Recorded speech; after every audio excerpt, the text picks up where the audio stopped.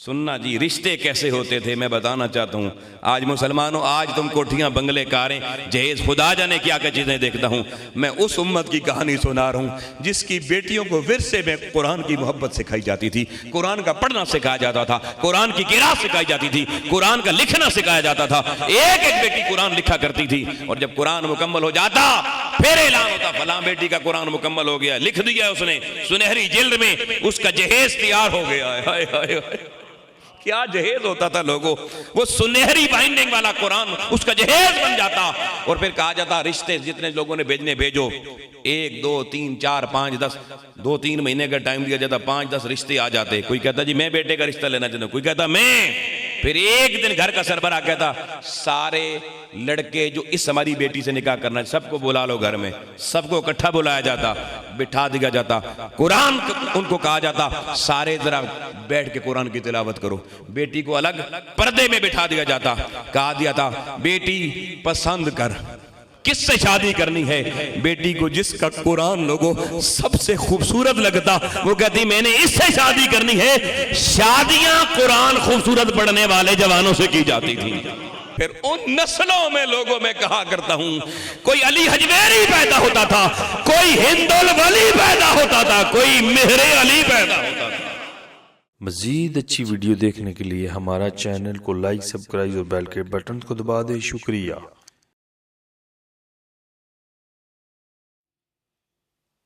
आज की हमारी इस तकरीब के खतीब तहरीक मिनाजुल कुरान का एक तरह इम्तियाज़ है कि इसके जो भी मुकर्रर होते हैं, स्कॉलर होते हैं, उनकी ये खूबी होती है कि वो किस्से कहानियाँ बयान नहीं करते, टू द पॉइंट कुरान व हदीस के हवाला जात से इंतहाई इल्मी, आसान फहम और पुरअसर गुफ्तगू फरमाते हैं। बस आप सिर्फ अपनी तवज्जो आपकी चाहूँगा, इनमाक चाहूँगा, जितना अच्छा तरीके से आप इनमाक से तवज्जो के साथ, मोहब्बत के साथ आप गुफ्तगू समाअत फरमाएंगे। नारे तकबीर, नारे रिसालत, नारे तहकीक, नारे हैदरी। आपसे मुखातब होंगे तहरीक मिनाजुल कुरान के अजीम सपूत, अजीम रहनुमा, अजीम scholar, Fazal Minajul Quran international university Lahore, मेरी मुराद मोहतरम जनाब प्रोफेसर मोहम्मद अरशद मुस्तफ़ी साहब। नहमदुहु व नुसल्ली व नुसल्लिमु अला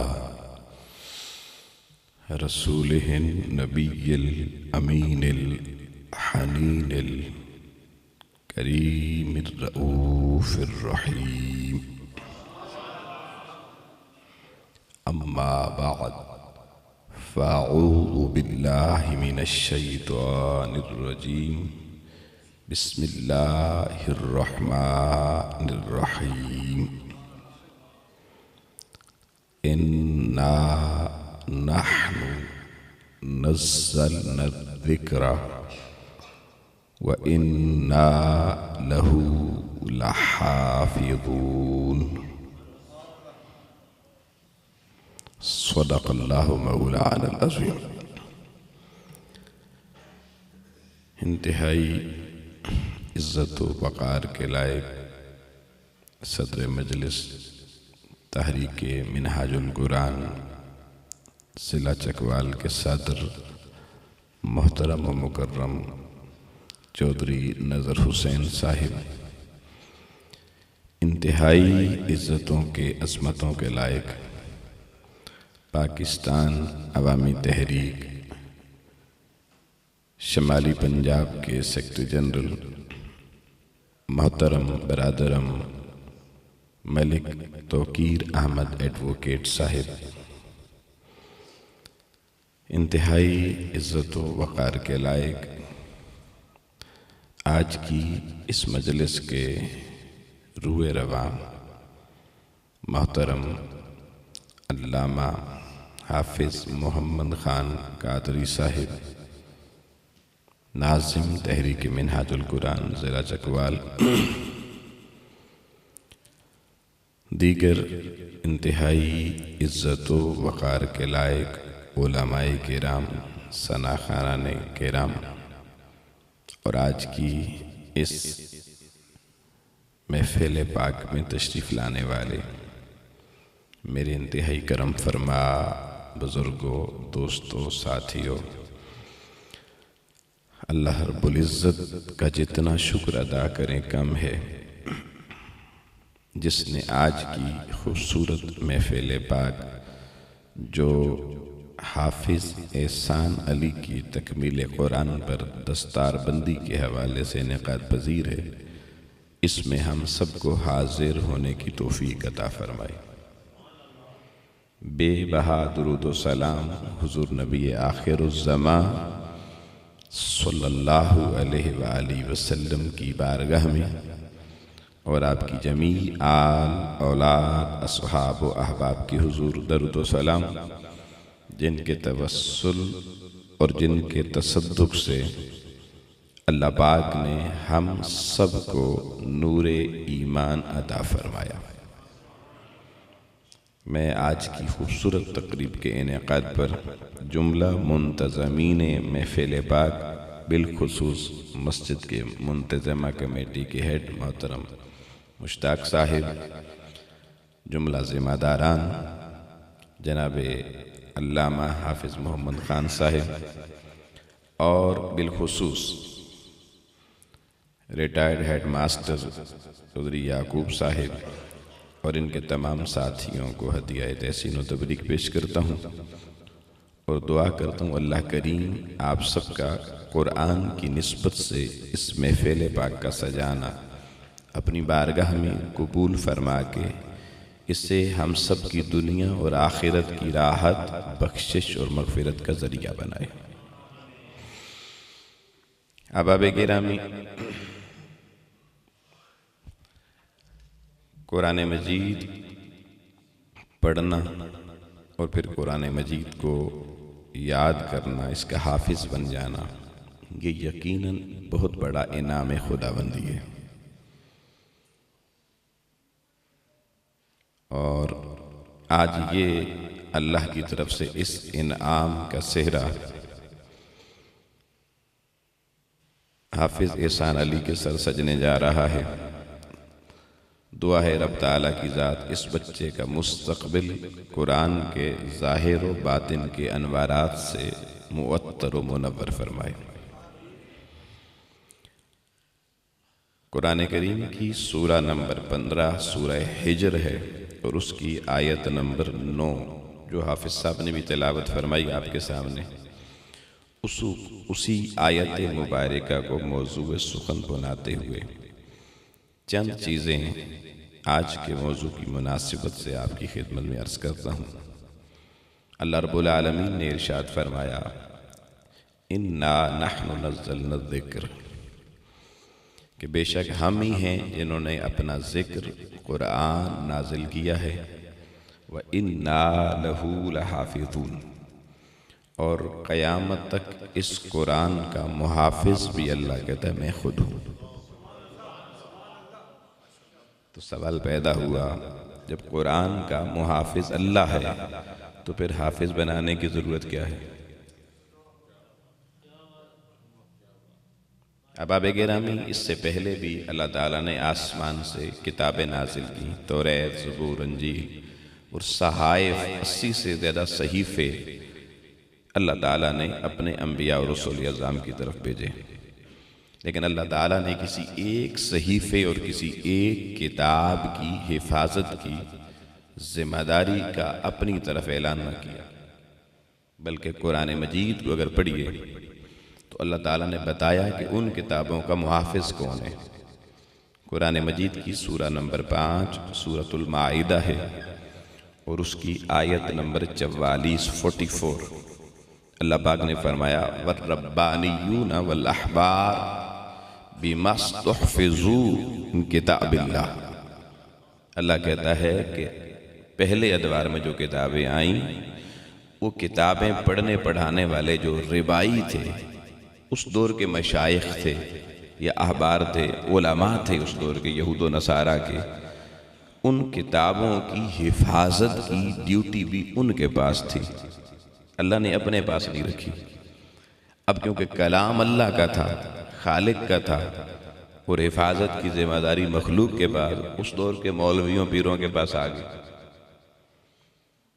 तो वो कुरान मजीद कहता है कि उस किताब की या उस सहीफे की हिफाजत न कर सके, उसमें रद्द बदल हो गया। लेकिन अल्लाह ने कहा कोई बात नहीं, और भेज दूंगा। उसमें रद्द बदल हुआ, उसने कोई और किताब भेज दी, उसमें रद्द बदल हुआ, उसने कोई और सहीफा भेज दिया। यूँ सिलसिला हिदायत रब्बानी का चलता रहा। लेकिन पिछले सहीफे और किताबें, उनमें तरामीम, अमेंडमेंट और उनके एडिशंस में एडिटिंग होती रही। वक्त गुजरता गया और लोगों वक्त आ गया ताजदार ख़त्म नबुव्वत हुजूर नबी रहमत शफ़ी मुअज़्ज़म सल्लल्लाहु अलैहि वसल्लम की आमद हो गई। और अब अल्लाह का आखिरी कलाम कुरान हकीम उतरना शुरू हुआ हिरा की वादियों में। तो अब खालिक ने ऐलान किया कि लोगों, क्योंकि इसके बाद मैंने हिदायत बारी ताला के लिए कोई नया कलाम तो नाजिल नहीं करना, रसूल भी आखिरी आ गया और कलाम इलाही भी आखिरी नाजिल होने जा रहा है। तो अब मैं मौलवियों पीरों के ज़िम्मा नहीं लगाऊंगा हिफाजत। उन्होंने तो हिफाजत की लेकिन न कर सके। अब क्योंकि खालिक का कलाम है, खालिक से बेहतर हिफाजत कोई नहीं कर सकता। व इन्ना लहू लहाफिजून, तुम हाफिज बाद में बनोगे, कुरान का हाफिज और मुहाफिज पहले बारी ताला खुद है। सबसे पहला हाफिज वो कहता मैं हूं जी, हाफिज भी हूं मुहाफिज भी। तो अब वो सवाल कि फिर हमें हाफिज बनाने की जरूरत क्यों पेश आ गई, जब अल्लाह मुहाफिज है। तो इस नुक्ते को समझ लीजिए। अब आबे गिरामी, दुनिया में एक कायदा बता रहा हूं। दुनिया की रियासतें, दुनिया के ममलकतें, उनमें जब कोई बादशाह, कोई हाकिम कौम का हुक्मरान बनता है तो वो कौम से कौमी खिताब करता है। तो वो कहता है जी इंशाअल्लाह ताला मैं आ गया हूँ, अब कौम की, इस मुल्क और रियासत की, सल्तनत की सरहदों का मैं मुहाफिज हूँ और मैं हिफाजत करके दिखाऊंगा कि सरहदें महफूज कैसे बनाई जाती हैं। दुश्मन मैली आंख से भी सरहद नहीं देख सके, इधर नहीं देख सकेगा।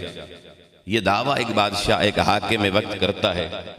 और फिर हम देखते हैं कि वो हाकिम तो जिंदगी में कभी सरहद पे नहीं जाता, कभी भी वहां पर कोई हथियार असला लेकर उस सरहद पे पहरा देने नहीं जाता। वो फिर उसके लिए एक फौज भर्ती करता है। फिर उस फौज की भी 3 किस्में होती हैं।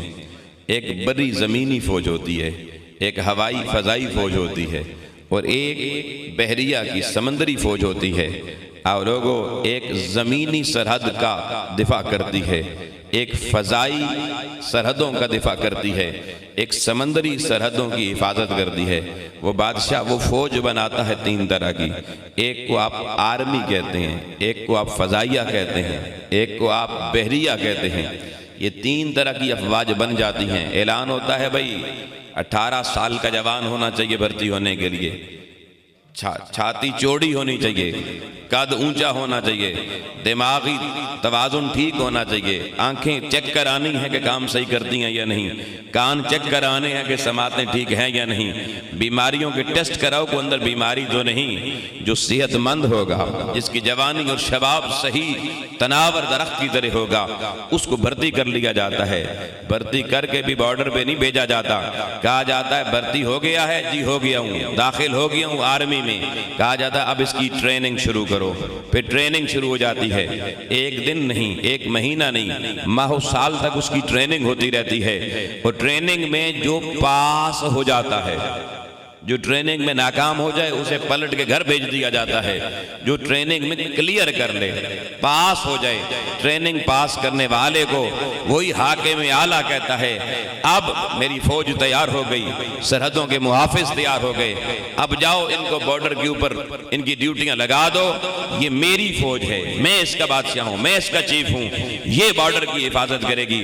और जब वो सारी फौज फजाई हो या बहरिया हो या बरी हो, वो उन बॉर्डर की मुहाफिज बन के वहां पे चौकस होकर खड़ी हो जाती है, बॉर्डर महफूज हो जाते हैं। वो हाकिम वो बादशाह कौम के सामने ऐलान करता है, मैंने वादा किया था सरहदों को महफूज बनूंगा, देख लो मैंने अपनी सल्तनत और रियासत की सरहदें महफूज बना दी हैं।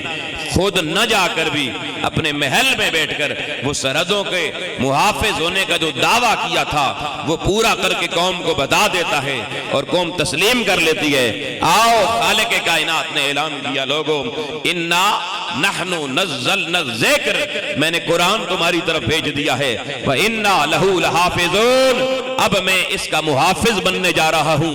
मौला तू किस बॉर्डर पे खड़ा होगा, तू कैसे कुरान की हिफाजत करेगा?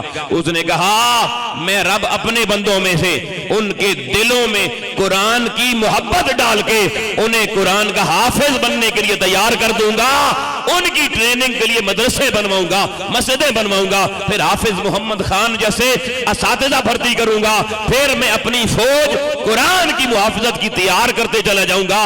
जब वो फौज तैयार हो जाएगी, मेरे कुरान की हिफाजत हो जाएगी, मेरा दावा सच्चा हो जाएगा।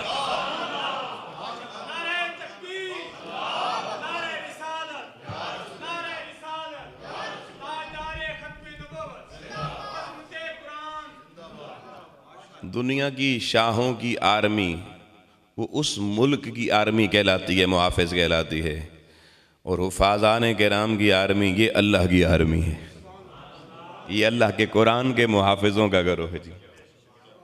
और फिर आप हैरान होंगे, जैसे इस आर्मी की किस्में होती हैं ना, ये बरी है, ये बहरी है, ये फ़ज़ाइया है, अल्लाह ताला की भी 4 फ़ौजें हैं कुरान की हिफाजत की। कितनी फ़ौजें हैं जी? 4 फ़ौजें।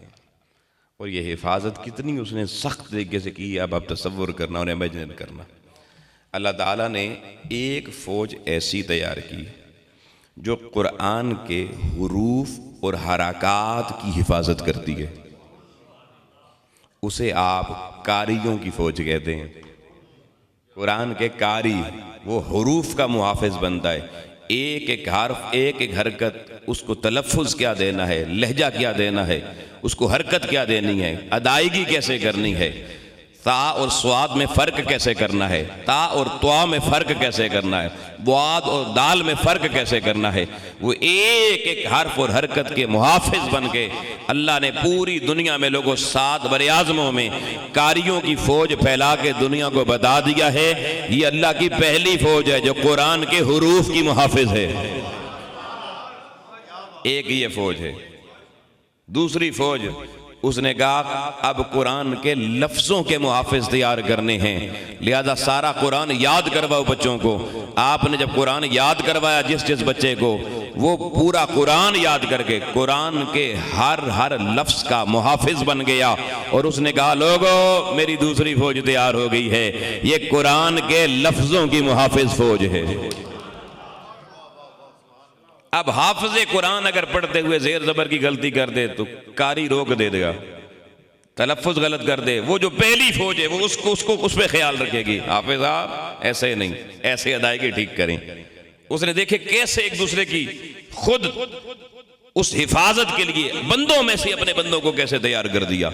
ये 2 फ़ौजें हो गई। आओ लोगों, फिर खतरा था कोई कुरान के मानी ना बदल दे, मुस्तशरिक और दीगर ताकतें कोई गलत तर्जमा ना कर दें, मानी ना बदल दें। उसने लोगों तीसरी फ़ौज हुजूर की उम्मत में उलमा की तैयार की, कुरान के उलमा तैयार हुए। वो उलमा कुरान के लफ्ज़ों के मानी के मुहाफिज बने। किसी जगह किसी ने गलत माना किया, आलिम दीन खड़ा हो गया, उसने कहा हजरत माना गलत है, कुरान में अल्लाह ने यह नहीं कहा, माना दुरुस्त करें। आओ, सारी कायनात में अल्लाह ने कुरान के आलिमों की फौज को फैला दिया। ये सारे खित्ते जमीन पे कुरान के मानी के मुहाफिज हैं। हर एक की अहमियत देखते चले जाएं, ये किसी और की फौज नहीं, ये अल्लाह की फौजें हैं, अल्लाह के कुरान की मुहाफिज फौजें हैं। आओ लोगों, 3 फौजें हो गई। फिर उसने एक चौथी फौज तैयार की, क्योंकि कुरान बंदा उसने बनाया 2 चीजों से, एक जिस्म है, एक रूह है, एक जाहिर है, एक बातिन है। अब उसने कुरान इसकी हिदायत के लिए भेजा। कुरान ने इसे ज़ाहिरी हिदायत भी देनी थी, कुरान ने इसे बातनी हिदायत भी देनी थी। कुरान ने ज़ाहिरी माना के ज़रिए ज़ाहिरी हिफाजत का सामान करना था, बातनी माना के ज़रिए बातनी हिफाजत का सामान करना था। अल्लाह ने सारी कायनात में मेरे नबी की आल से लेकर असहाब की नस्लों में से अपने औलिया तैयार किए। अल्लाह के वली लोगों कुरान के बातनी मारिफ के मुहाफिज हुआ करते।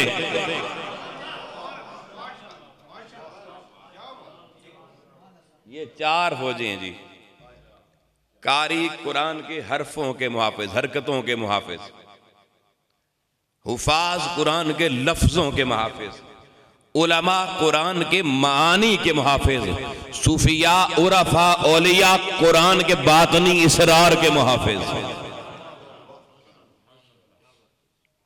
कितनी खूबसूरत फौज है जी।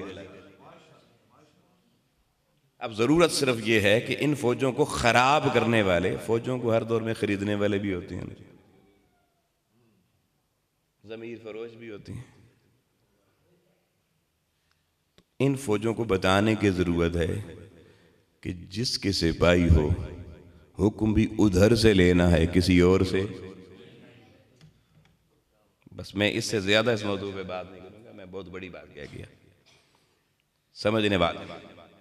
ये चार फौजें आपके सामने रख दी और अब आप अल्लाह करीम ने देखें निज़ाम कुदरत कैसा बनाया, क्योंकि वो मुहाफिज था। हैरान होते हैं, अभी हाफिज साहब ने आपके सामने कहानी सुनाई बच्चे की, 6ठी क्लास अव्वल आने वाला बच्चा, और इनको कहता है मैंने हिफ्ज कर रहा है। वो कौन सी ताकत है जिस ताकत ने इसके दिल में कुरान की मोहब्बत डाल दी? वो कोई और ताकत नहीं, वो इन्ना लहू लहाफिजून, उस मुहाफिज ने एहसान अली को अपने कुरान की हिफाजत के लिए चुन लिया है। और बाज माँ बाप को वो चुनता है, ये तो बच्चे ने ऐलान कर दिया ना, बाज माँ बाप को चुनता है।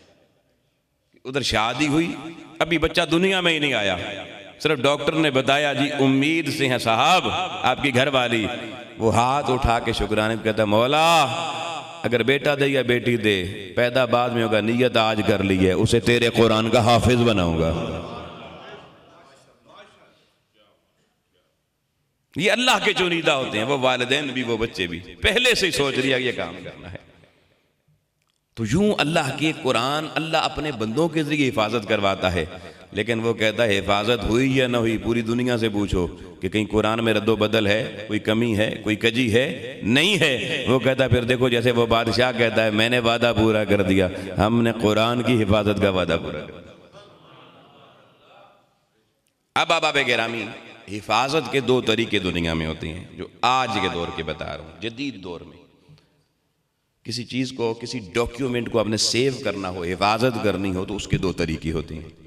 एक उसकी हार्ड कापी तैयार की जाती है, ये जैसे ये कुरान की हार्ड कापी की सूरत में मेरे सामने है, ये जो लफ्ज़ों की सूरत में लिखा हुआ हमारे सामने होता है, इसको हार्ड कापी कहती है।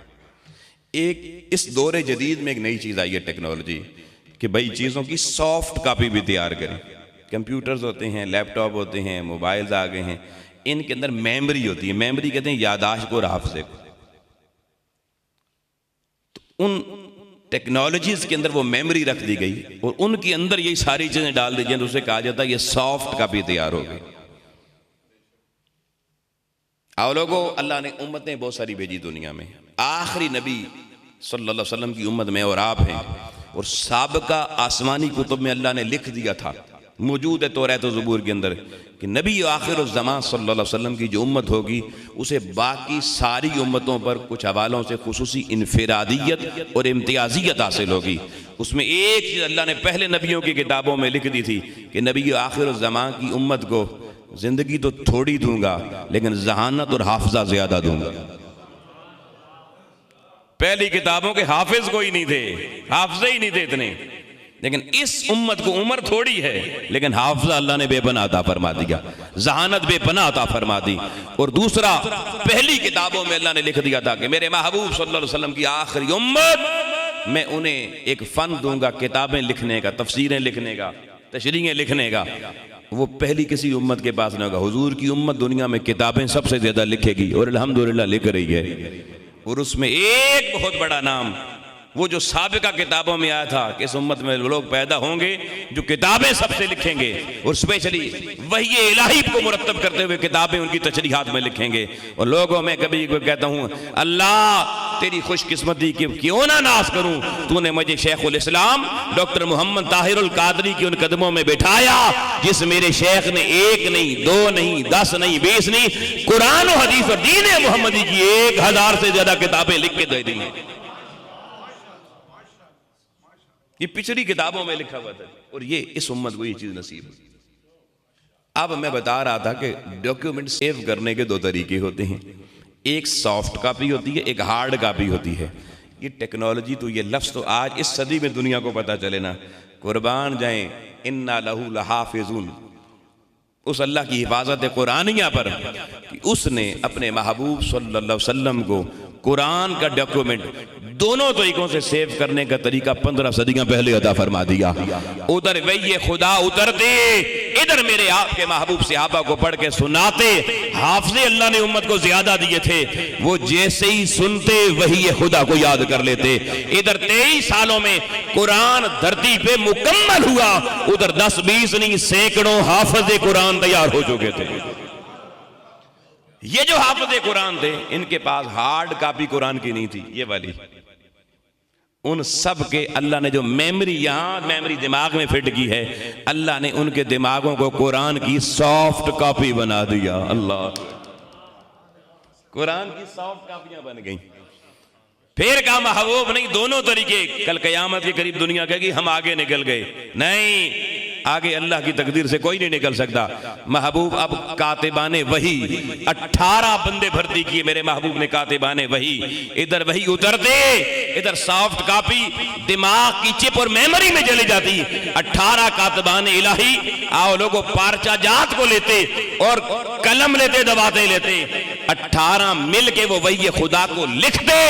इधर 23 सालों में कुरान मुकम्मल हुआ, उधर पारचा जात पे कुरान की पहली हार्ड कॉपी भी मुकम्मल हो गई। पहली हार्ड कॉपी मुकम्मल हो गई। इमामुल अंबिया अलैहिस्सलाम का विसाल ज़ाहिरी हो गया।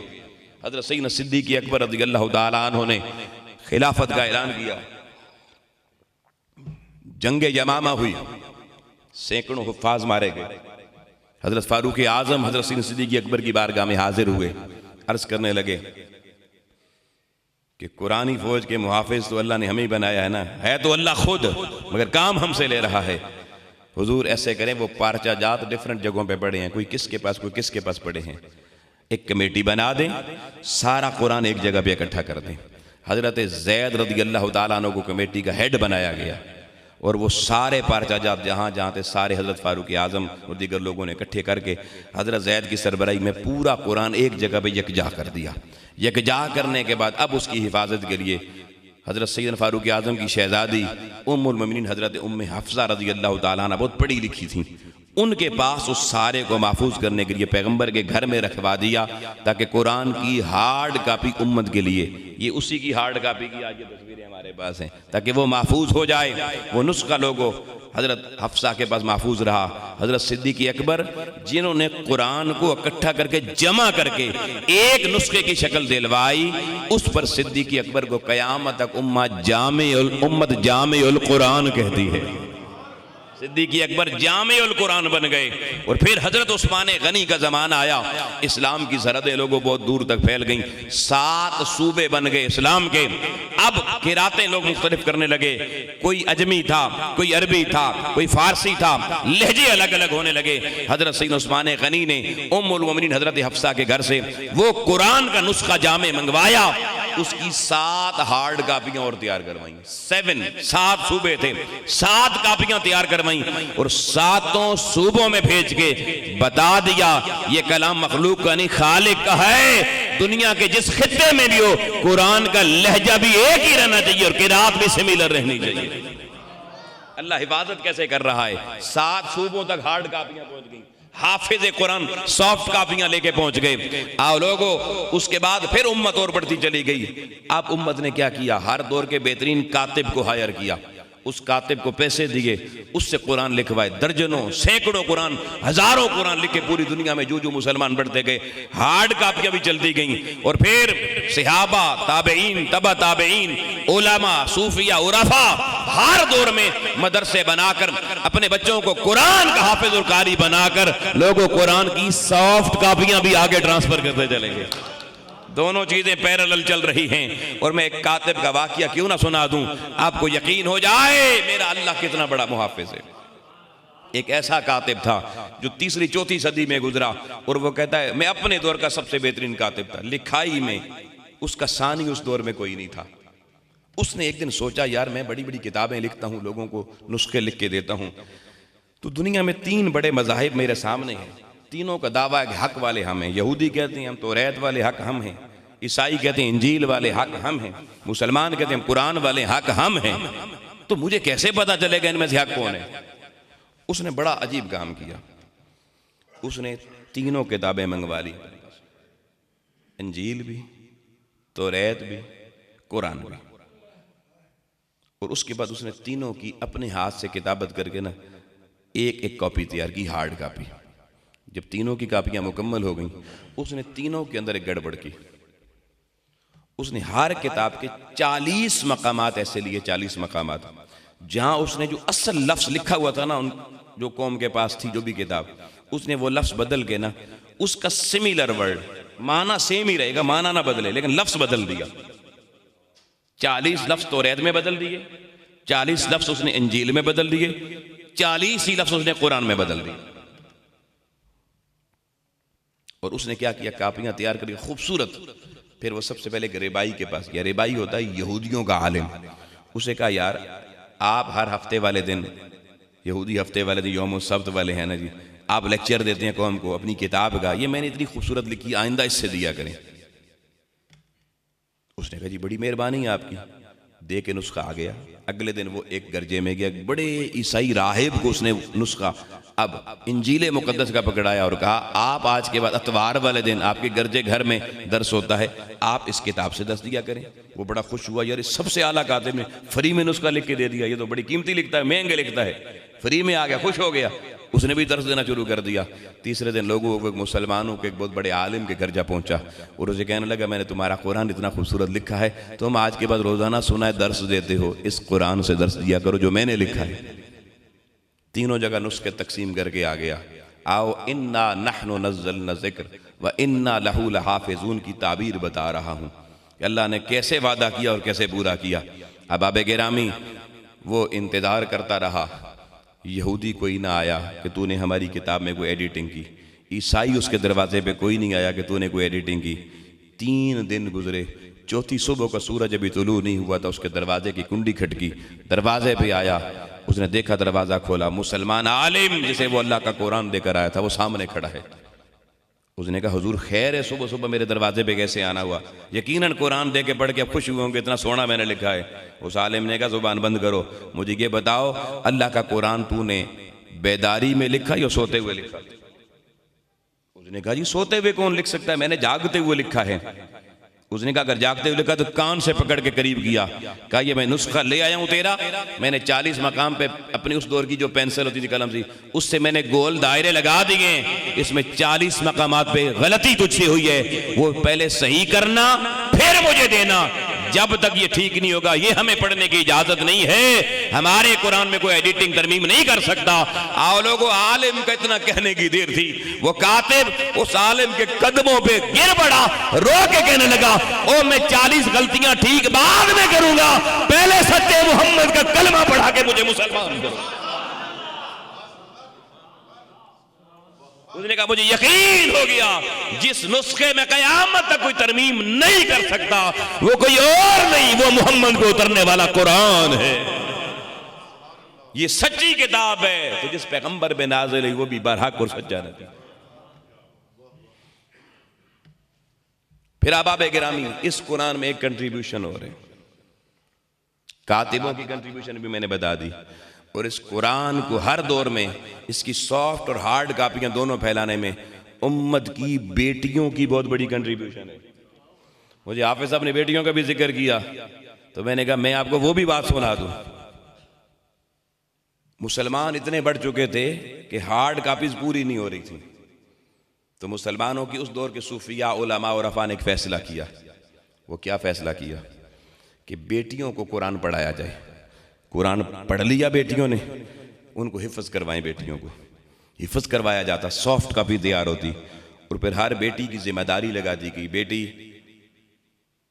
बचपन से, अभी नाबालिग 8 साल 7 साल की उम्र में बच्चियां कुरान पढ़ लेती हैं ना, वो 10 साल तक हाफिज भी बन जाती हैं। उन्हें कहा गया आप अपने हाथ से कुरान लिखें। सुनना जी, बेटियां कुरान लिखना शुरू करती।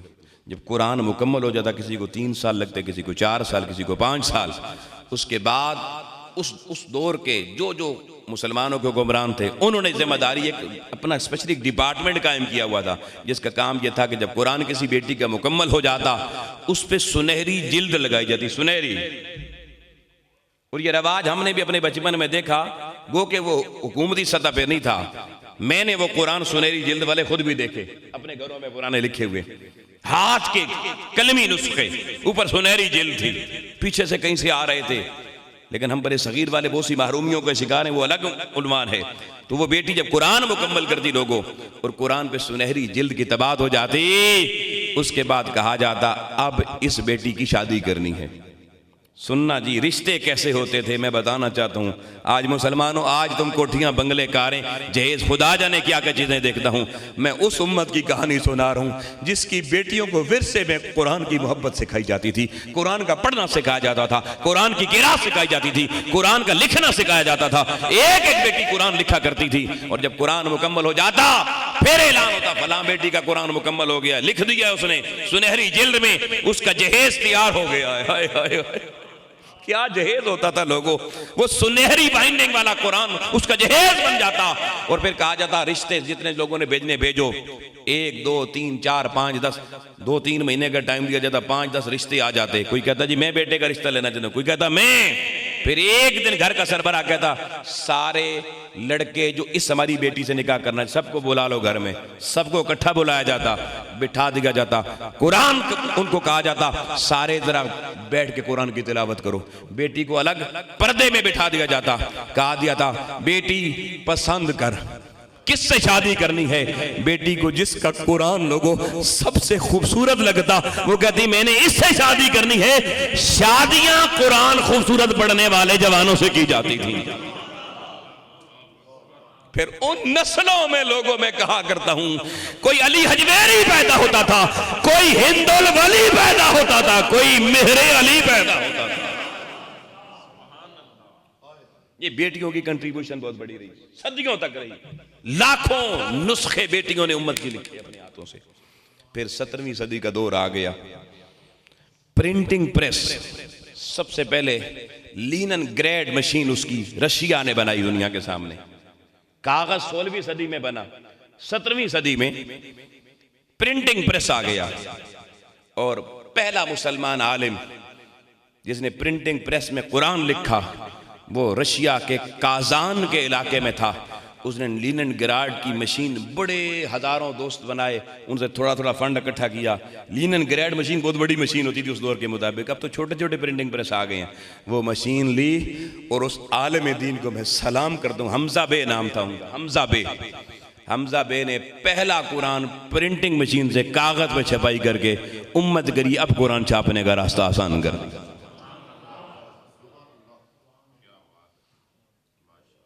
मगर लोगों उसके बाद फिर कुरान हजारों लाखों की तादाद में छपे। मगर बताना चाहता हूँ सैयद उस्मान गनी ने जो 7 नुस्खे तैयार किए थे ना, वो आज भी दुनिया में मौजूद है। उनमें एक नुस्खा ताशकंद की जामे मस्जिद तिल्ला शेख में आज भी पड़ा हुआ है। दूसरा नुस्खा मिस्रियों के पास महफूज है, अल-अज़हर किया 7 के 7 नुस्खे मौजूद हैं। फिर उम्मत के उलमा की कंट्रीब्यूशन देखें, उफाज की कंट्रीब्यूशन देखें। उन्होंने कहा कुरान कहीं भी ना बदला जा सके, एक स्टैंडर्ड कुरान बनाना चाहिए। और ये आज नहीं, आज से 1000 साल पहले काम हुआ, समरकंद के अंदर हुआ, और उसमें हजारों उलमा और हुफाज की मेहनत शामिल है। उन्होंने लोहे की शीटें तैयार की, 4x8 की कटिंग की, आज भी शीट मिलती है ना लकड़ी की या कोई भी की शीट की कटिंग आज भी उसी कटिंग पर है। पूरी दुनिया में मैंने देखा जहां भी ये शीटें काटी जाती है ना 4x8 साइज होता है। ये सबसे पहले उन उलमा हुफाज ने किया, कुरान लिखने के लिए लोहे की शीटें, मोटी लोहे की शीटें तैयार की 4x8 साइज की, और उनके ऊपर उन्होंने वो मिस्त्री बुलाए जो कुनिंदा करते थे, जैसे आज पत्थर के अंदर कुनिंदा करके लिखते हैं, अंदर उसके ना कुनिंदा करके लोहे के अंदर उन्होंने पूरा कुरान लिख के समरकंद की जामे मस्जिद के अंदर आज भी कुरान वो पड़ा हुआ है, और एक एक सेलिया से अलग अलग 4x8 की लगी हुई है, पूरा कुरान लिखा हुआ है। उन्होंने कहा अब क़यामत तक ये ना कोई स्याही के मिट सके, ये और लोहा भी इतना मजबूत उसको पिघलाना भी आसान नहीं है, पर मैं क़यामत तक अल्लाह ने कहा इन्ना लहुल हाफिज़ून, मैंने कुरान लोहे पे नक्श करवा के क़यामत तक वालों के लिए महफूज करवा दिया। इन्ना लहुल हाफिज़ून, हिफाजत कुरान कैसे हो रही है। और आगे बढ़िए लोगों, अब वक्त के दामन में वुसअत नहीं, मैं बहुत सारा डाटा मेरे पास इस तरह का है, मगर मैं चंद और चीजें आपके सामने बड़े इख्तिसार से। यूनिवर्सिटियां बन गई दुनिया में। जर्मनी के अंदर एक बहुत बड़ा रिसर्च इंस्टीट्यूट है, उन्होंने एक दफा सोचा कि यार ये कुरान के मुसलमान जो कुरान जिनके पास, उनका दावा ये है कि कुरान में कोई एडिटिंग नहीं हो सकती, कोई तरमीम नहीं हो सकती, पूरी दुनिया शर्क गर्ब में एक ही कुरान है, ये कैसे मुमकिन है यार। कोई पाकिस्तान वाले छाप रहे हैं, कोई अरब वाले, कोई अफ्रीका वाले, कोई अमेरिका वाले, बदला जा सकता है। उन्होंने अपनी यूनिवर्सिटी में एक डिपार्टमेंट बनाया और उस डिपार्टमेंट का नाम ये रखा कि कुरान रिसर्च डिपार्टमेंट। गैर मुस्लिमों ने अपनी यूनिवर्सिटी में, जर्मनी की म्यूनिख यूनिवर्सिटी के अंदर थियोलॉजी के डिपार्टमेंट, थियोलॉजी अखलाकियात के डिपार्टमेंट ने एक अलग डिपार्टमेंट कायम किया कुरान पे रिसर्च करने का, कि कुरान एक नहीं हो सकता। 40,000 बंदे उन्होंने भर्ती किए। कितने? मुसलमान एक भी भर्ती नहीं किए। 40,000 रिसर्च स्कॉलर पूरी दुनिया से उस टीम में शामिल किए और पूरी दुनिया से 40,000 कुरान के नुस्खे इकट्ठे किए, डिफरेंट, कोई पुराना, कोई नया, कोई कदीम, कोई जदीद, कोई शर्क, कोई गर्ब, कोई शमाल, कोई जनूब, कोई कहां से, कोई कहां से। आओ लोगों, दिल झूम उठेगा आपका ये बात सुन के।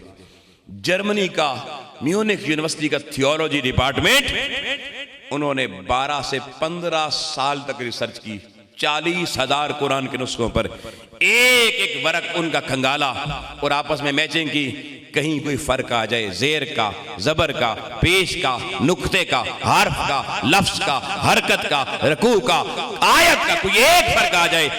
12-15 साल के बाद तहकीक मुकम्मल हुई और theology department of Munich university ने एक बहुत बड़ा सेमिनार मुनक्किद किया। उस पूरे प्रोजेक्ट के हेड उनको खड़ा किया गया, बताएं 15 साल की कुरान पे तहकीक का नतीजा इंसानियत के सामने रखें। आओ लोगो, अल्लाह के हुज़ूर मुसलमानों सजदा शुक्र अदा करो, जिस अल्लाह ने कहा था इन्ना नहनु नज़्ज़लना ज़िक्र व इन्ना लहू लहाफ़िज़ून। 15 साल काफिरों ने तहकीक करके उनके डिपार्टमेंट के हेड ने खड़े होकर ऐलान किया, कहते हैं मुझे पैदा करने वाले की कसम है 40,000 कुरान के नुस्खों में हमने एक नुस्खे में भी न ज़ेर का फर्क पाया न ज़बर का फर्क पाया। ये है इन्ना लहू लहाफ़िज़ून। अल्लाह ने कहा मैं मुहाफ़िज़ हूं, और अल्लाह ने हिफाजत करके कैसे दिखाई।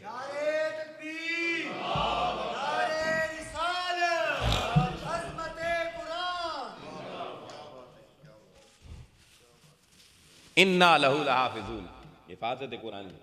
फिर अबाब गिरामी, हुज़ूर अलैहिस्सलाम हाफ़िज़ कुरान, जिब्रील हाफ़िज़ कुरान, अल्लाह खुद हाफ़िज़ कुरान, सहाबा हाफ़िज़ कुरान। और सहाबा हैरान होंगे, हज़रत फ़ारूक़ आज़म के दौर में ना जंगों के लिए तवील सफ़र होते थे, और रस्ते में आपको एक रिपोर्ट मिली कि फ़ौजी जो होते हैं वो रस्ते में अपनी गपशप लगाते हैं ज़माने की, जैसे आज भी हम कहीं गपशप लगाते हैं। तो हज़रत फ़ारूक़ आज़म ने सरकारी ऑर्डर जारी किया, कहा आज के बाद कोई फ़ौजी जो किसी जंग के लिए किसी महाज पे जाएगा गपशप नहीं लगाएगा। जी क्या करेंगे? कहा हर 10 बंदों के साथ एक हाफ़िज़ कुरान डिटेल कर दो, वो सारे रास्ते में जाते हुए आते हुए वो ऊंचा ऊंचा कुरान उन्हें याद करवाता जाएगा, वो कुरान के हाफिज़ बनते चले जाएंगे। हजारों हाफिज़ इस तरीके से तैयार किए गए। क्या उसलूब था यार उम्मत मुस्लिमा की। मैं बता रहा हूँ ये ऐसे ही नहीं दीन ऊपर गया, बड़ी मेहनतें हैं पीछे लोगों की। फिर आगे बढ़िए, हजरत इमाम शाफी रहमतुल्लाह अलैह जब बुढ़ापे में थे, मैं बाकी बड़ी लंबी कहानी है, जब बुढ़ापे में थे ना तो उनका जिंदगी का आखिरी बड़ा सफर किताबों में लिखा हुआ, वो 16 दिन पे मबनी था। 16 दिन वो दीन के लिए आखिरी सफर में निकले जब अपने शागिर्दों के पास मिलने के लिए। तो किताबों में लिखा इमाम शाफी ने 16 दिनों में 16 कुरान ख़त्म किए, और उम्र बुढ़ापे की थी। कुरान से मोहब्बत देखिए। हज़रत इमाम आज़म का दस्तूर ये था, हर रमज़ानुल मुबारक की तरावी में सिर्फ 3 कुरान ख़त्म कर दें। और मैं आपको लोगों ले जाऊँ मुल्तान के शुजाबाद की हाफिज़ वाला बस्ती में, तो आप हैरान हो जाएंगे। हाफिज़ वाला आज भी मौजूद है, मैं कई दफ़ा वहाँ क्यों खिताब कर गया हूँ। आप हैरान होंगे, वहाँ किसी घर में भी चलेंगे, हाफिज़ वाला को हाफिज़ वाला इसलिए कहते हैं, उसके हर घर में आपको बेटा और बेटी हाफ़िज़ कुरान मिलेंगे। और एक ऐसा ख़ानदान मैंने देखा, तमन्ना है अल्लाह करे सारे ख़ानदान ऐसे हो जाए। मैं उस ख़ानदान से मिला हूँ, उस ख़ानदान में पिछले 200 साल से हर बच्चा हाफ़िज़ कुरान होता है। मैंने उनसे पूछा कहानी सुनाओ यार, ये कैसे ये खैरात मिली आपको? 200 साल में 7-8 नस्लें गुजर जाती हैं, मगर हर बच्चा पैदा होने के बाद उनका एक ही पहला काम उसको हिफ्ज़ कुरान करवाना, बाकी सारे काम। वो कहते हैं हमारा एक बाबा था, वो कुरान का हाफिज़ था। तो एक बुजुर्ग उनसे मिलने के लिए उनके घर में आ गए, को अल्लाह वाले आरिफ बिल्लाह। तो उन्होंने कहा आपके पास कोई ख़ास इस इलाके की सौगात? तो वो कहने लगे मेरे पास सिर्फ एक ही सौगात है, अल्लाह का कुरान है। उन्होंने कहा चलो मुझे वही सुनाया करो। वो रोज़ाना रात को ना कहते हमारे उस बाबे से कुरान सुनते। जब कुरान पूरा सुन लिया ना उन बुजुर्गों ने, उन्होंने हाथ उठाए, उन्होंने कहा मौला मैंने कुरान सुना इस बाबे से, इसकी नस्लों को कुरान के हिफ़्ज़ की दौलत अता फरमा। फिर उन्होंने उस बाबे को कहते हैं वसीयत की। वसीयत ये की कि अगले 2 साल, कितने 2 साल 750 दिन बनते हैं, कहा आपने हर रोज बिला तवक्कुफ एक अल्लाह का कुरान खत्म करना है। 2 साल तक कुरान खत्म करना है। राज ये होगा इस 200 साल कुरान, रोजाना एक कुरान पढ़ने का सदका अल्लाह ताला आपकी नस्लों में 200 साल तक हर बच्चे को कुरान का हाफिज बना देगा। आज 200 साल पूरे हो गए, चंद साल ऊपर हो गए हैं। मैं उस गांव में गया, उस फैमिली से मिला, किसी खिताब के लिए गया हुआ था, किसी वास्ते से पता चला, मुझे शौक पैदा हुआ, मैं वहां चला गया। आओ लोगों, वो कहते हमारी माएँ भी हाफिज, हमारी बहनें भी हाफिज, हमारी बेटियां भी हाफिज, हमारे बेटे भी हाफिज, हम खुद भी हाफिज, हमारे बाबे नाने दादे वो भी सारे हाफिज। ऐसे खानदान आपकी धरती पे मौजूद हैं मुल्क पाकिस्तान। और मैं ये समझता हूँ जो शमा हाफिज मोहम्मद खान साहब ने इस गांव में जला दी है, आज के बाद इसको भी बांबड़ बलेंगे इंशाल्लाह। आपके दिल में भी ये तड़प पैदा होगी। मगर अहबाब गिरामी में आखिरी हिस्से में आ रहा हूं, जो बड़ा इंपॉर्टेंट है, जो बड़ा अहम। हजरत उस्मान गनी रजी अल्लाह ताला अन्हु, जैसे बहुत सी उलमा जब खिताब शुरू करते हैं ना, तो पहले वो मामूल होता है चंद वो हमदिया जुमले पढ़ते हैं। तो हजरत उस्मान गनी का मामूल था, जब भी आपको खुतबा इरशाद फरमाते ना, तो वो मुस्लिम शरीफ की ये जो 1897 नंबर हदीस है, ये लाजमी पढ़ा करते थे। मैं वो आपको हदिया करके एक पैगाम देना चाहता हूँ। अहबाब गिरामी, वो हदीस क्या है? देखिए ना, हर चीज़ के बनने का एक मकसद होता है। अब तवज्जो करना, अब आपके काम की असल बात यह है, आपने कहीं सफ़र करना हो, दूर से गाड़ी नज़र आ जाए तो आप खुश हो जाते हैं कि मंजिल तक पहुंचाने वाली कोई चीज़ आ गई है। उसको दूर से देख के आपको पता अब मैं पहुंच जाऊंगा मंजिल पे। आपने कोई वजन उठा के कहीं लेके जाना हो, कोई ट्रक, कोई लोडर गाड़ी, कोई रिक्शा, कोई ट्राली मिल जाए, तो आप कहते हैं बस उन काम हो गया साडा जी। यानी किसी चीज़ को देख के ही उसके बनाए जाने का मकसद ज़हन में खुद ब खुद आ जाता है। ऐसा है या नहीं है? आओ लोगों, पेट्रोल पंप दूर से नजर आ जाए तो आपको गाड़ी में पेट्रोल खत्म हो जाएगा तो आप तसल्ली हो जाती है, कोई गल नहीं, पेट्रोल पंप को ला गए, हुण पेट्रोल लब जाएगा। ऐसा ही होता है जी। अहबाब गिरामी, इतनी अक्लमंद और ज़हीन हुजूर की उम्मत, अल्लाह ने इतनी अकल दी है, दूर से चीज़ देख के पहचान जाती है। तो मेरा सवाल आपसे ये है, इसको देखते हो? कभी पहचाना ये क्यों आई है हमारे घरों में? ऐ मुसलमान, तुझे हर चीज़ का पता है उसके बनाए जाने का मकसद। मैं पूछता हूँ, अल्लाह ने इतना बड़ा ज़ख़ीम कलाम अपना क्यों हमारे घरों में भेजा? इसका मकसद भी कभी गौर किया? कभी किसी से पूछा? कभी इसको देख के भी को ख्याल आया इसका मकसद क्या है? वो मकसद उस्मान गनी हर खुतबे के शुरू में पढ़ते। हुजूर अलैहि सलाम की हदीस है कि अन्नल्लाह यरफाउ बिहाज़ल किताब अक़वामन व यदउ बिही आखरीन। अन्नल्लाह यरफाउ, बेशक जो कौम दुनिया में इज्जत चाहती है, रिफ़त चाहती है, बुलंदी चाहती है, वो कौम जो माशी माशरती गुलामियों से निकल के जमाने में अपने ज़माने में इक़्तिदार का परचम लहराना चाहती है।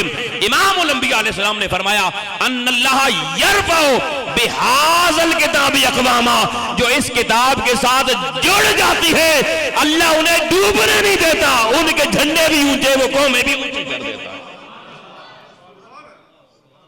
उन कौमों को अल्लाह कभी जलील नहीं होने देता, उस कौम को कभी अल्लाह मोहताज नहीं होने देता, उस कौम को कभी अल्लाह दर दर की ठोकरें नहीं खाने देता। जो बिहाज़ल किताब, इस किताब के साथ जुड़ जाती है, यरफा सीगा मुजारे का है, कयामत तक के लिए हुजूर ने बता दिया मेरी उम्मत के लिए उसूल और कायदा ये है, जो कौम ये चाहती है हम जमाने में ऊंचे हो जाएं, मुस्तफा ने कहा कुरान से जुड़ जाओ, अल्लाह तुम्हें ऊंचा कर देगा। और अगर ना जुड़े वयदउ बिही आखरीन, तो अल्लाह तुम्हें जलील होने के लिए जमाने के रहमो करम पे छोड़ देगा। उम्मत देखो, आज कशकोल थाम की हम काबे में या गुंबद खजरा की हुजूरी में हुक्मरान हमारे खड़े हैं या गैरों के दरवाजों में खड़े? कौन सी जिल्लत और रुसवाई का पटा हमारे गले में नहीं डाला? फिर भी कहते हैं नहीं, डॉलर आएंगे तो बात बनेगी। अल्लाह की इज्जत की कसम, सारे डॉलर अमेरिका तुम्हें दे दे, तुम्हारी तकदीर नहीं बदल सकती। तकदीर उस दिन बदलेगी जिस दिन अल्लाह का कलाम दिलों से लेकर नस्लों तक इस कलाम को आप अपना जिंदगी का ओढ़ना बिछोना बना के इसके मुताबिक अपनी जिंदगियां संवारेंगे। मुस्तफ़ा का वादा है अल्लाह तुम्हें गैरों का मोहताज नहीं होने देगा, सारी दुनिया में तुम्हारी इज्जत के डंके बजा देगा। हाफिज मोहम्मद खान साहब इस गांव में बुनियादी तौर पे ये काम कर रहे हैं। अब मुझे बताएं, जो शख्स इज्जत चाहता है, हुजूर ने फरमा दिया इज्जत कुरान से मिलेगी। पेट्रोल पंप देख के पता चलता है पेट्रोल मिलेगा, गाड़ी देख के पता चलता है मंजिल की तरफ कोई रास्ता आसानी से तय हो जाएगा, बल्ब देख के पता चलता है रोशनी मिलेगी, पंखा देख के लगता है हवा मिलेगी, साउंड देख के पता चलता है सबको अकल में आता है अब आवाज ऊंची मिलेगी। यार अल्लाह का कुरान देख के समझा करो इज्जत यहां से मिलेगी। और मैं उस हदीस में सिर्फ एक जुमला वाजे करना चाहता हूं जो आज यहां पे भी पढ़ेगी, हर जगह ऐसी तकारीबें पढ़ी जाती है कि बच्चों को हाफिज़ कुरान बनाओ, क़यामत वाले दिन वालिदैन के सर पे ताज रखा जाएगा, उसकी रोशनी इतनी होगी कि इस दुनिया के सूरज से भी ज्यादा होगी। सुना है ना आपने? मैं वो हदीस के सिर्फ लफ्ज़ पढ़ रहा हूं। हाफिज़ साहब ये अगला सबक लाज़मी है। मन क़रा अल कुरान व अमिल बिमा फीही, मन क़रा अल कुरान, जिसने कुरान हिफ़्ज़ किया, व आमिला बिमा फीही, और कुरान में जो कुछ है उस पर अमल किया, उल्बिसा वालिदहु ताजन, उसके वालिद के सर पे अल्लाह ताज रखेगा। हिफ्ज़ प्लस उस पर अमल, और अमल तब होगा जब कुरान का फहम आएगा, जब कुरान का पता चलेगा कुरान क्या कह रहा है। उसके लिए लोगों तहरीक मिनहाजुल कुरान इस दौर में इस उम्मत को कुरान के फहम के लिए ये तहरीक पूरी उम्मत को पकड़ पकड़ के कुरान के शऊरी फहम से जोड़ने के लिए हर खित्ते में मेहनत कर रही है। और हाफिज़ साहब भी उसी का हरावल दस्ता है, चौधरी नजर साहब भी उसी का हरावल दस्ता है।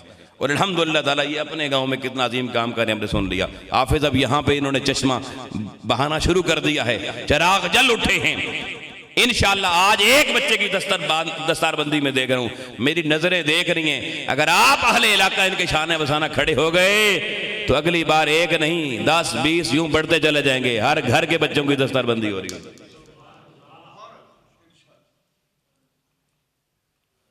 बस अहबाब गिरामी, कुरान मजीद से मजमून ख़त्म कर रहा हूँ।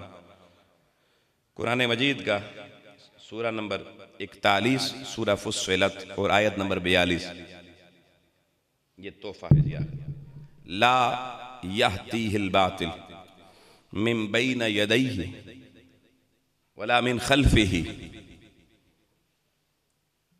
अल्लाह ताला कहता है, पैगंबर अकरम की किताब अगर कोई सामने रख लेना और इस किताब को अपना रहनुमा बना ले, इसको अपना शेख और मुर्शिद बना ले, इस किताब को, भाई तवज्जो रखना, इस किताब को अपना रहबर और रहनुमा बना ले। अल्लाह का कुरान कह रहा है, बातिल शैतानी ताकतें आगे से भी हमला करें, पीछे से भी हमला करें, जिसके हाथों का, जिसका दामन कुरान के साथ वाबस्ता होगा, सारा बातिल आगे से पीछे से मिल भी जाए उसका कुछ बिगाड़ नहीं सकता। ये अल्लाह के फैसला, अल्लाह ने कुरान में फैसला दिया हुआ है। लेकिन बातिल हमें तो कहां का लेके जा रहा है। इसका माना क्या है कि हमारा दामन इस किताब से जुड़ा हुआ। आप लोगों को दावत फिक्र दे रहा हूँ अल्लाह की हुजूर इस दुआ के साथ कि मालिक मौला हमें फिर से दुनिया, झूठी दुनिया का दामन छोड़कर इस सच्चे कुरान के दामन से वाबस्ता होने की तौफीक अता फरमाए। और ये जो मदरसा, ये अजीम शान जो एक दीनी खूबसूरत सिलसिला हाफिज साहब ने जिसका चिराग जलाया है, पूरे ढाब कलां के तमाम लोगों को, आसपास बेकड़ी, ढाब, खुशहाल और दीगर लोगों को, सबको इनके साथ मिलके इसको एक अजीम बड़ी दरसगाह तक पहुंचाने और अपने बच्चे यहाँ इनके हवाले करने और इनसे मजीद ज्यादा काम लेने की सबको तौफीक अता फरमाए। वाखिर दामान।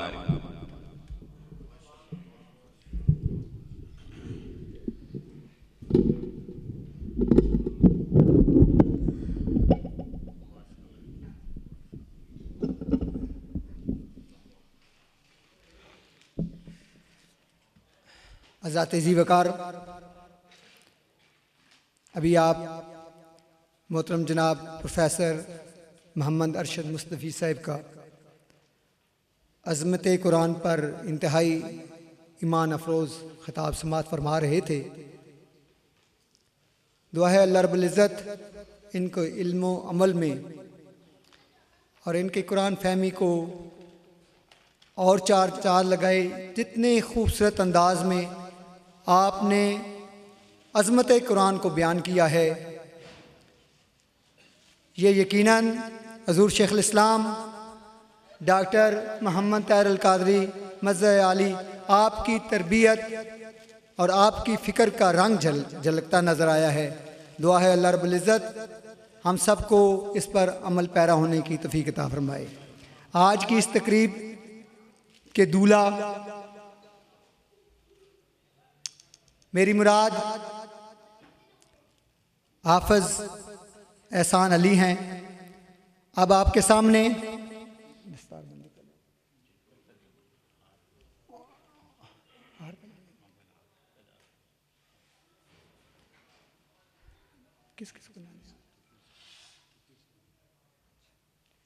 मैं सबसे पहले गुजारिश करूंगा हाफ़िज़ एहसान अली साहब से कि वो तशरीफ़ ले आएं।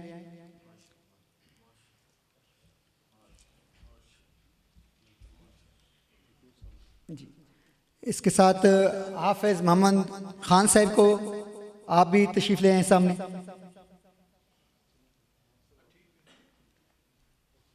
और मोहतरम रिटायर्ड हेड मास्टर मोहम्मद यकूब साहब आप भी तशरीफ़ ले आएं सामने। सबसे पहले मैं गुजारिश करूंगा मोहतरम जनाब तुकीर अहमद अमान एडवोकेट, जनरल सेक्रेटरी पाकिस्तान अवामी तहरीक शुमाली पंजाब, आप तशरीफ़ लाएं और अपने दस्ते मुबारक से हाफ़िज़ एहसान अली साहब को हार पहनाएं।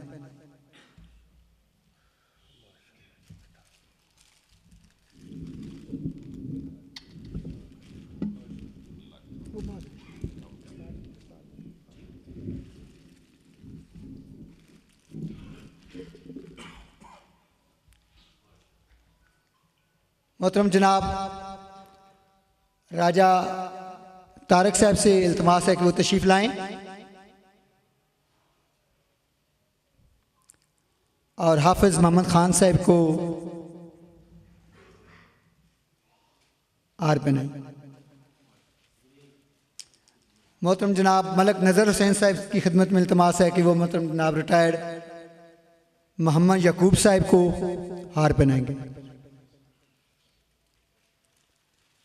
अब दस्तारबंदी के लिए इंतहाई अदब एहतराम के साथ दावत दूंगा मोहतरम जनाब प्रोफेसर मोहम्मद अरशद मुस्तफ़ी साहब को और चौधरी नज़र साहब को कि वो हाफिज़ हसन अली साहब की दस्तारबंदी फरमाएं।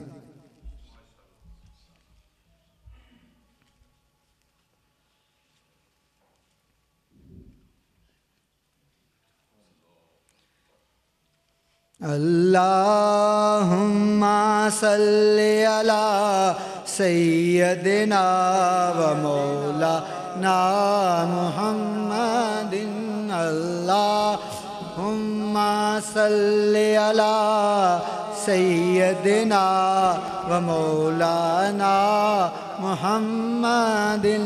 अल्लाहुम्मा सल्ली अला सय्यदिना व मौलाना मुहम्मदिन वाला आलिही व सहबिही व बारक व सल। किसी को कोई तस्वीर बना दे साथ करें ना।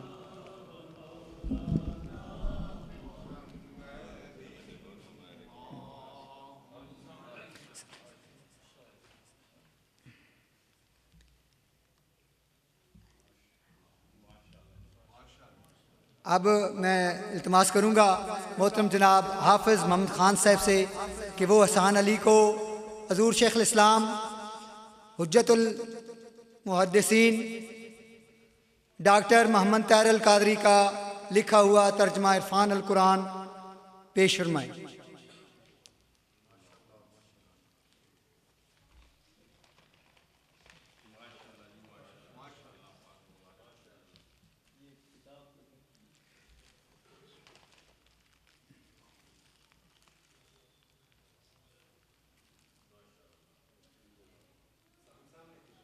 सामने देख लीजिए।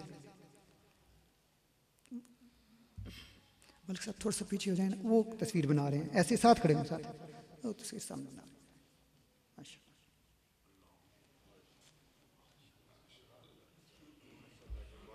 माशाल्लाह जी।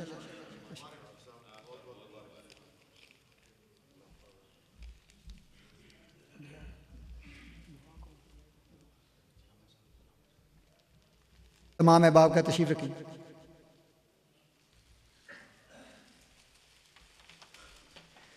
दुआ के लिए इल्तिमास करूंगा प्रोफेसर मोहम्मद अरशद मुस्तफ़ी साहब के तशरीफ लाएं और दुआ फरमाएं। आमीन। अल्हम्दुलिल्लाहि रब्बिल आलमीन अस्सलातु वस्सलामु अला रसूलिही मुहम्मदिन व आलिही व अस्हाबिही अजमाइन। अल्लाहुम्मा रब्बना ला तुज़िग़ क़ुलूबना बअद इज़ हदैतना व हब लना मिन लदुनका रहमा इन्नका अंतल वहाब। इलाहुल आलमीन, आज के इस खूबसूरत प्रोग्राम को अपनी बारगाह में कबूल फरमा। अल्लाह करीम हाफिज़ एहसान अली ने जिस खूबसूरती के साथ कुरान मजीद मुकम्मल याद किया, अल्लाह तेरे मुहाफ़िज़ों की फ़ौज में शामिल हुए। अल्लाह इस बच्चे के ज़ाहिर व बातिन की तू हिफाजत फरमा और इसे कुरान याद रखने, कुरान का फ़हम अता करने और इसको फिर उसके मुताबिक अपनी ज़िंदगी गुजारने की तौफ़ीक नसीब फरमा। अल्लाह करीम इस बच्चे के वालिदैन को दीन दुनिया आखिरत की सादतों से माला माल फरमा। जिनके दामन में कुरान का गुलदस्ता तैयार हो गया, अल्लाह करीम उस घर को कुरान की रोशनियों से मज़ीद मुसफ़ा मुज़क्का मुजल्ला फरमा। अल्लाह करीम इनके उस्ताज़ी ये गिरामी कद्र मोहतरम अल्लामा हाफिज़ मोहम्मद ख़ान कादरी साहिब और जिसने भी इस बच्चे को पढ़ाने में मेहनत की, अल्लाह करीम इन असातिज़ा को भी दुनिया और आखिरत में अपनी रहमो करम की बुलंदियाँ नसीब फरमा और अल्लाह इनकी नस्लों में भी ये खुशबुएँ तादेर कायम दायम फरमा।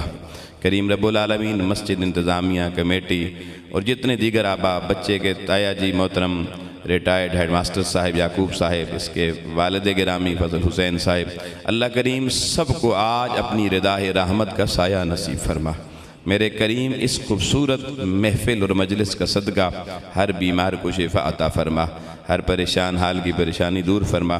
खुसूसन इस बच्चे, इसके वालिदैन और उसके असातिज़ा की ज़िंदगियों में मेरे मौला अगर कोई बड़ी आजमाइश, कोई शर, कोई मुश्किल लम्हा है, अपनी बारगाह से खैर फरमा दे, हुजूर का सदका आसानियाँ फरमा दे।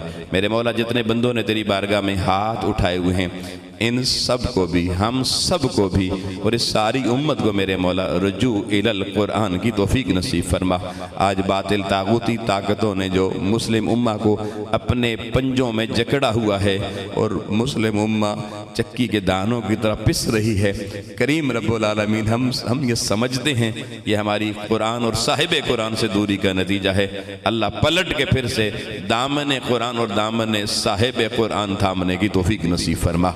करीम रब्बुल आलमीन फ़लस्तीन से लेकर कश्मीर तक के मुसलमानों को आज़ादियों का सूरज जल तलू होता नसीब फरमा।